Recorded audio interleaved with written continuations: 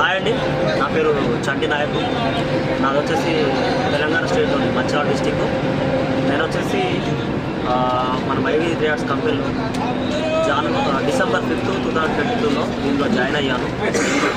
ఇప్పటి వరకు నేను వచ్చేసి యాడ్స్ అమౌంట్ వచ్చేసి ఒక 5 lakhs ఎర్న్ చేశాను.